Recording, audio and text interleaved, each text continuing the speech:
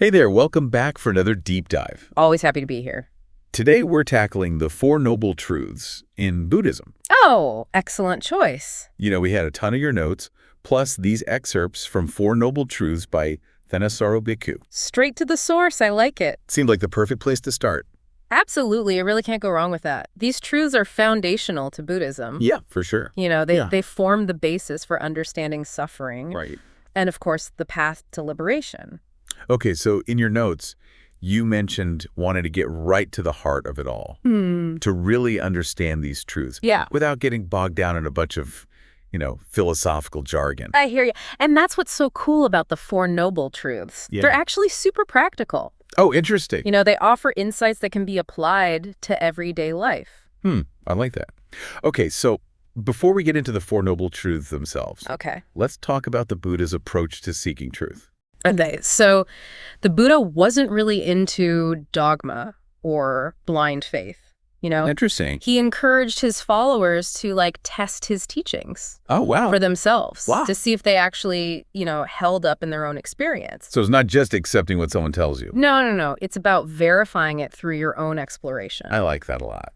The Buddha called his teachings Dhamma Vinaya, which basically translates to, the path and its discipline. Okay. And he saw truth as something you experience, not just debate about or theorize about. So it's hands-on. Very hands-on. Okay. What else did the Buddha emphasize in his search for truth?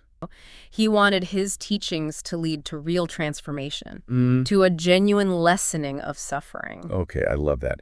So we've talked about the Buddha's approach to truth-seeking, the importance of a truthful teacher. Yeah. And putting teachings into practice. Right. Now, let's dive into those Four Noble Truths. Let's do it. Where do we begin? Okay. Well, the first noble truth, probably the most well-known, is the truth of suffering, or dukkha in Pali. Dukkha, okay. And this is where it gets really interesting. The Buddha wasn't just talking about, physical pain or emotional distress.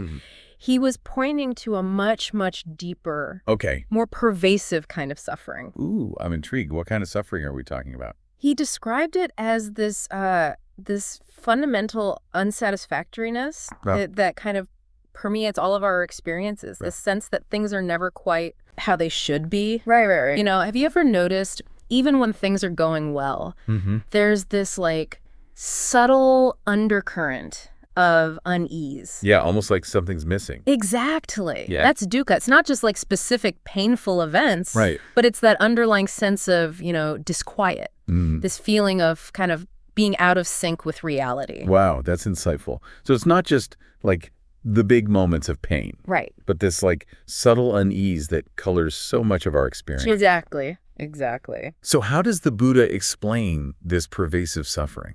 Well, that leads us to the second noble truth. The truth of the origin of suffering. Okay. And the Buddha identified the root cause as tanha. Tanha. Which translates to craving or thirst. It's that, that insatiable desire for things to be different than they are. This constant grasping for pleasure, security, and even a sense of self. So it's not just wanting things. It's this deeper clinging to those desires, believing that our happiness depends on getting what we want. Exactly. Now, the Buddha wasn't saying that all desires are bad. Right, of course. We need some desire to, get us out of bed in the morning. Yeah, to motivate us. Right, exactly. Right. But it's when those desires become excessive, okay, when we cling to them, really tightly, that they become the source of our suffering. Okay, I'm starting to get this. It's like craving a nice meal isn't bad in itself. Right. But if our entire happiness is riding on getting that meal, if we're obsessed with it, and miserable if we don't get it, right, that's when it becomes a problem. That's a great example. And the Buddha actually broke this down even further. Sure. He identified 3 specific types of craving. Okay, 3 types. Let's hear it. Okay, so there's craving for sensual pleasures, right, craving for becoming, and craving for non-becoming. 3 types of craving. Okay, can we unpack those a bit more? Absolutely. So let's start with craving for sensual pleasures. This one is, probably the easiest to wrap our heads around. Okay. It's that desire for pleasurable experiences. Right. For gratifying our senses. Okay. Think of delicious food, Yeah. beautiful sights, soothing sounds. Right, physical touch. Yeah, exactly. All those good things. Okay, so craving for those pleasures. But, I mean, isn't it natural to want to enjoy life? Of course it is. The Buddha wasn't saying we should deny ourselves any pleasure. Okay. The problem arises when we get attached to those pleasures. Okay. When we believe that our happiness depends on them. So it's not the pleasure itself. Right. It's the clinging. The clinging. The belief that we need them to be happy. Exactly. Exactly. It's like if you built your entire house on a foundation of sand. Oh, okay. You know, it might look stable for a while, Right. but as soon as the tides change, Yeah. the whole structure crumbles. Right. In the same way, if our happiness is solely dependent on external things, Right. well, we're setting ourselves up for a lot of disappointment Makes sense. and suffering Yeah. because those pleasures, they're impermanent. You know, they come and go. They do. Yep. Okay, that makes a lot of sense. So we've talked about craving for sensual pleasures. What about craving for becoming? Okay, craving for becoming. This one's a bit more subtle Okay. than craving for sensual pleasures. Right. It's about our desire to, you know, create and solidify a sense of self, Okay. a fixed identity that we think controls Right. and experiences the world. So it's this yearning Yeah. to feel like a solid, unchanging me in a world that's constantly in flux. Precisely. We crave, you know, recognition, status, achievement. We cling to our beliefs, our opinions, our roles, our identities. You know, just trying to create this sense of permanence in the middle of all this impermanence. It's like we're trying to build a fortress around our ego Exactly. to protect it from uncertainty. Right. And this craving for becoming is a major source of suffering. Okay. Because it's, you know, based on an illusion. An illusion. What do you mean? Well, the Buddha's insight was that there's no such thing as a fixed, unchanging self. Oh, wow. What we call me is actually a collection of, you know, constantly changing physical and mental processes. Okay. It's like a river. Okay. You know, constantly flowing. Right. Never the same from one moment to the next. So clinging to a fixed sense of self Yeah. is like trying to hold on to a handful of water. Exactly. It slips through your fingers. The more we cling, Yeah. the more we suffer. Right. Because we're fighting against the nature of reality. Yeah. You know, trying to create permanence. Right. In a world that's constantly changing. Okay, so craving for sensual pleasures is about like clinging to external things. And craving for becoming is clinging to that fixed sense of self. What about craving for non-becoming? Okay, that one. It sounds a bit paradoxical. It does, doesn't it? Yeah. So craving for non-becoming is basically the desire to, you know, avoid or escape unpleasant experiences. Okay. It's the resistance to what is. Right, so wanting to get rid of pain, sadness, boredom, any experience we don't like. Exactly. And while it's natural to want to avoid pain. Right, of course. The Buddha's insight was that this aversion, this resistance, actually prolongs our suffering. Oh, interesting. It keeps us trapped in this cycle of avoidance and denial. And it prevents us from fully engaging with life and learning from our experiences. So it's not the unpleasant experiences themselves. Right. It's our reaction to them. It's the reaction or aversion. The aversion. The resistance. Exactly. Yeah. It's like trying to swim against a strong current. Okay. You know, you might struggle for a while. Yeah. But you're going to get exhausted. You're going to get swept away. Yeah. Same way, when we resist those unpleasant experiences, it creates inner turmoil. Tension. We're fighting against the natural flow of life. Yes, this is all making sense now. So these three types of craving for sensual pleasures, for becoming, and for non-becoming. Yeah. They're the root cause of our suffering. They are. They keep us trapped in this cycle of dissatisfaction and unease. They are the fuel Yeah. that keeps the fire of suffering burning. Okay. Yeah. That's heavy, but it makes a lot of sense. It is. But here's the good news. Okay. The Buddha didn't just, you know, diagnose the problem. Right. He offered a solution.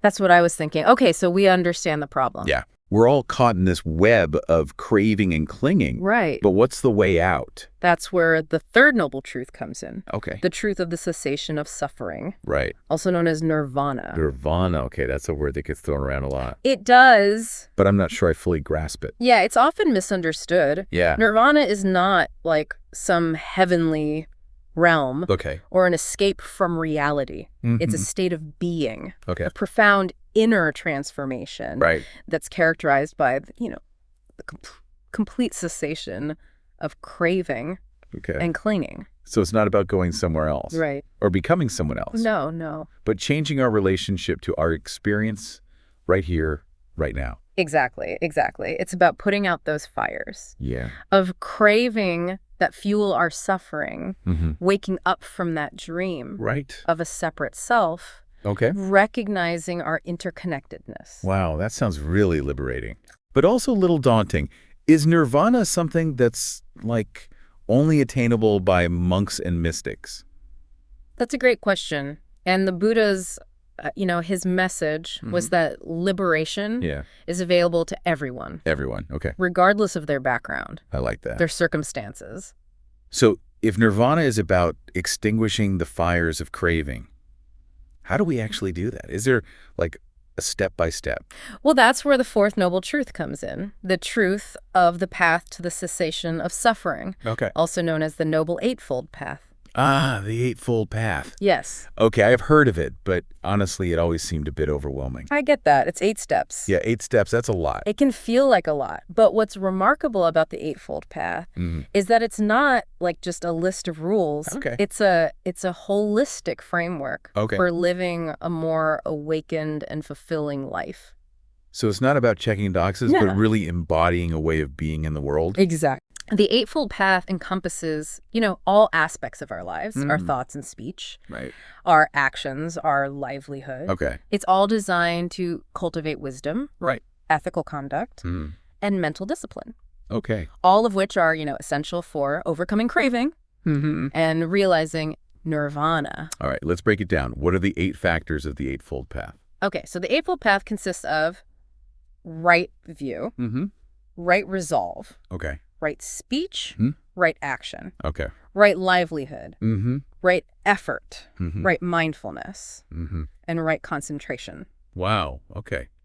That's a lot. It is. Can we get a quick overview of what each one involves? Absolutely. So right view, as we talked about earlier, is about understanding the Four Noble Truths, seeing the world through that lens. Okay. It's about recognizing the impermanence of things, the interconnectedness, and the inherent unsatisfactoriness of clinging to a separate self. Okay, so right view sets the stage. It's like the foundation.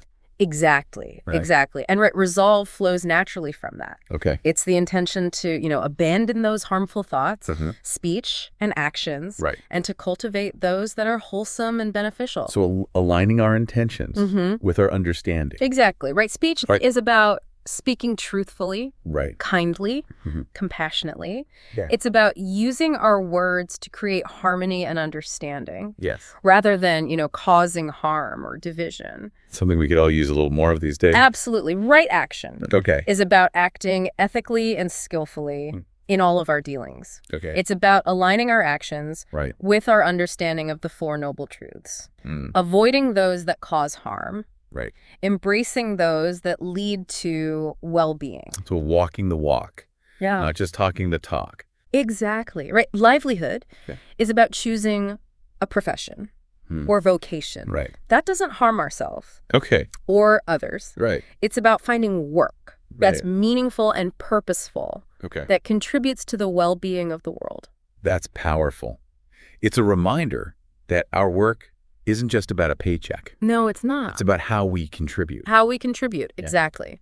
Now, the final 3 factors of the Eightfold Path really focus on cultivating mental discipline and clarity. So this is where the inner work comes in. This is the inner work. Okay. So right effort is about directing our energy and attention towards wholesome thoughts, feelings, and actions. Okay. And gently redirecting our attention when we find ourselves caught up in, those unwholesome patterns. So choosing where we focus our minds, cultivating those positive mental states. Yes. Weakening the negative ones. Exactly, right? Effort is not about forcing or suppressing our thoughts and feelings. It's about, cultivating a gentle and skillful approach to managing our inner world. Makes sense. Okay, what about, mindfulness? Right, mindfulness. This is about paying attention to the present moment with clarity and non-judgment. Okay. It's about cultivating an awareness of our thoughts. Our feelings, our sensations, our surroundings, without getting, totally carried away by them. So developing a more spacious relationship with our experience. Exactly. Right. Mindfulness is not about emptying our minds. It's about bringing a gentle, curious awareness to whatever arises without clinging or aversion. It's like learning to just be an observer of our own minds. Watching the thoughts and feelings flow without getting swept away. Beautiful analogy. And finally, we have right concentration. Right, concentration. The 8th factor of the Noble Eightfold Path. So that's about cultivating those deep meditative states, right? Yes, precisely. Concentration involves training our minds to become more focused, stable, and clear. It's about developing that ability to settle our attention. Maybe on the breath. And to maintain that focus. Without distraction. So it's like strengthening a muscle. The more we practice concentration, the easier it becomes to settle our minds, find that inner peace. And as we develop right concentration, we start to experience that profound peace, joy, clarity that are inherent in our true nature. Okay, so now we've explored all 8 factors we have of the Eightfold Path. They offer a pretty comprehensive approach. They do. To cultivating wisdom, ethical conduct, mental discipline. It's all connected. But I'm curious, how do these 8 factors all work together? Do they, function in isolation? Another great question. They're not meant to be practiced in isolation. They're interconnected, mutually supportive. Like threads in a tapestry. Woven together to create this beautiful and intricate whole. So it's not about mastering one and then moving on. It's about cultivating them all. All together. Simultaneously. Allowing them to inform and enhance each other. Okay, so for example, right view. Right view. Provides the understanding, the motivation. For practicing the other 7. Exactly. Mindfulness helps us observe our minds. Which informs our concentration practice. Concentration strengthens our ability to be mindful. Exactly. To act ethically. To make wise choices. It's a beautiful cycle. Like a virtuous cycle. A virtuous cycle, exactly. Each factor supporting and strengthening the others. Precisely. The 8 factors of the Noble Eightfold Path. They're not separate steps. They're a dynamic and integrated system for transforming our minds and hearts. Wow. Okay, so we were talking about right speech and right action, guiding our communication and our behavior. What about right livelihood? What does that entail? Livelihood. It's about earning a living in a way that, doesn't harm ourselves or others. It's about choosing a profession or a vocation that aligns with our values. And really contributes to the well-being of the world. So it's finding work that's meaningful, purposeful, that doesn't create suffering for ourselves or others. Exactly. The Buddha recognized that our livelihood has this really profound impact on our minds and hearts. If we're engaged in work that feels unethical or exploitative, well, it's going to create inner conflict and disharmony. It makes sense. I mean, our work takes up so much of our lives. It does. It's important to find something that feels aligned.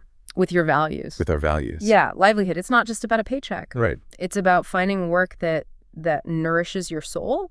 And contributes to the well-being of all beings. So we've covered the first 5 factors: right view, right resolve, right speech, right action, right livelihood. And these really focus on like our outward behavior. Yeah. Our interactions with the world. What about our inner landscape? Our minds. How does the Eightfold Path address that? That's where the final 3 factors come in. Right effort. Okay. Right mindfulness and right concentration. Okay. And these really focus on, cultivating mental discipline, clarity, stability. So these are like the inner training ground, Yeah. the tools we use for a more peaceful mind. Exactly.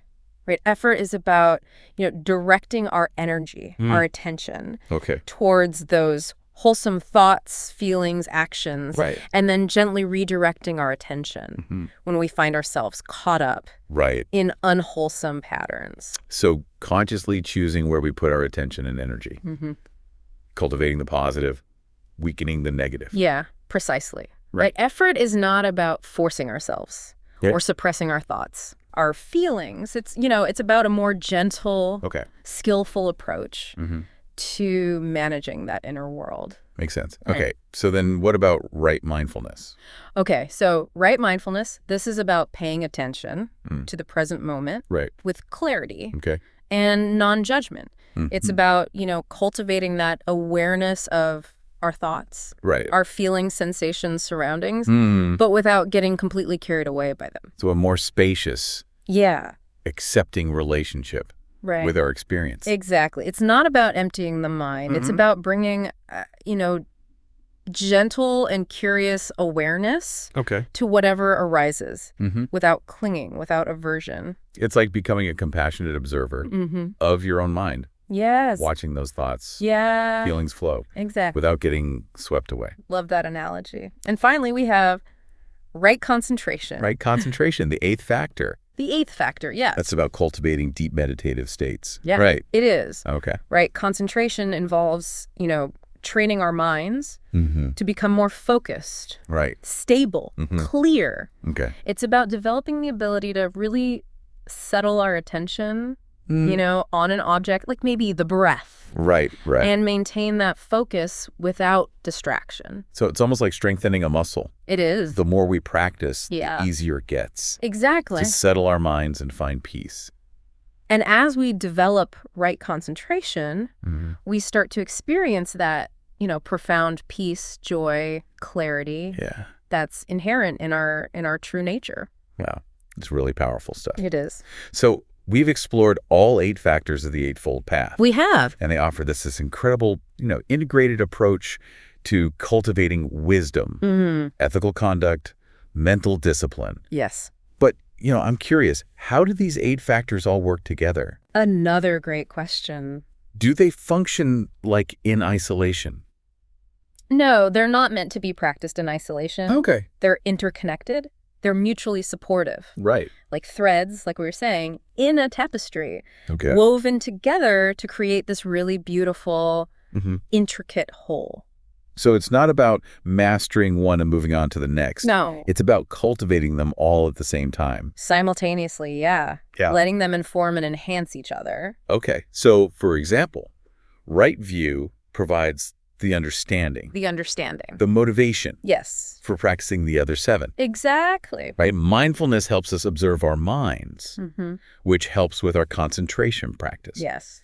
Right? Concentration strengthens our ability to be mindful, act ethically, make wise choices. It's a beautiful cycle. It is. It's like a virtuous cycle. Virtuous cycle. Each factor supporting and strengthening the others. Precisely. So the 8 factors of the Noble Eightfold Path, they're not separate steps. Okay. They're a dynamic, integrated system for really transforming our minds and our hearts. This has been such an incredible in-depth look. It has. At the 4 Noble Truths and the Eightfold Path. It really has. I feel like we could talk about this for hours. Oh, we could. There's so much to explore here. But for now, we'll have to wrap it up. Okay. Listener, we hope this deep dive was helpful in illuminating the Buddha's teachings. Yes, and how they can apply to your life today. Absolutely, and don't forget, the path to liberation is a journey. Not a destination. Keep exploring. Keep practicing. Keep asking questions. And until next time. May you find peace and well-being on the path.